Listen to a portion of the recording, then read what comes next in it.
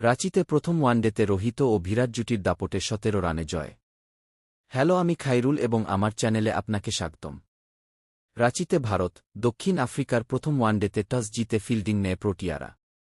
বিরাট কোহলির দুর্দান্ত ১২০ বলে ১৩৫ রানের ইনিংস, রোহিত শর্মার ৫১ বলে ৫৭ এবং কেএল রাহুলের ৫৬ বলে ৬০ এর সহায়তায় ভারত ৫০ ওভারে তোলে ৩৫০ রান।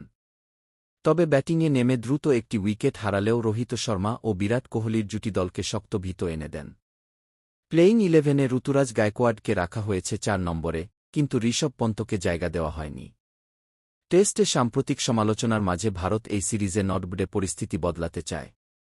গত এক বছরে নিউজিল্যান্ড ও দক্ষিণ আফ্রিকার বিপক্ষে হোম সিরিজে সুনাম থাকলেও ধারাবাহিকতা নিয়ে প্রশ্ন উঠেছে। তাই সাদা বলের ক্রিকেটে স্বস্তির জায়গা খুঁজে পাওয়ার এটি বড় সুযোগ। তবে রোহিত, বিরাটের ওয়ানডে ফরম্যাটে বিশেষ উপস্থিতি দলকে বাড়তি আত্মবিশ্বাস দেবে। অন্যদিকে পাকিস্তানের সঙ্গে হারের পর দক্ষিণ আফ্রিকা এই সিরিজে ফিরেছে শক্তিশালী স্কোয়াড নিয়ে। ফেব্রুয়ারি টি-20 বিশ্বকাপের আগে তারা তাল ঠিক করতে চাইছে। রাঁচির জেসি স্টেডিয়ামে সাধারণত বড় রান কম হয়, তবে পরিষ্কার আবহাওয়া ম্যাচকে আকর্ষণীয় করে তোলে।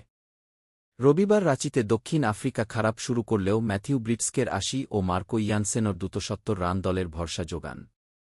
কিন্তু কুলদীপ যাদবের বিধ্বংসী বোলিংয়ে সেট ব্যাটার ম্যাথিউ ব্রিটসকে এবং মার্কো ইয়ানসেন এর মতো গুরুত্বপূর্ণ উইকেট হারিয়ে দক্ষিণ আফ্রিকাকে ১৭ রানে হার স্বীকার করতে হয়। টেস্ট সিরিজে ০-২ হারের হতাশা কাটিয়ে ভারত ওডিআই সিরিজে ১-০ লিড নেয়। খেলাধুলার সবশেষ রোমাঞ্চকর খবর পেতে এখনই চ্যানেলটি সাবস্ক্রাইব করুন।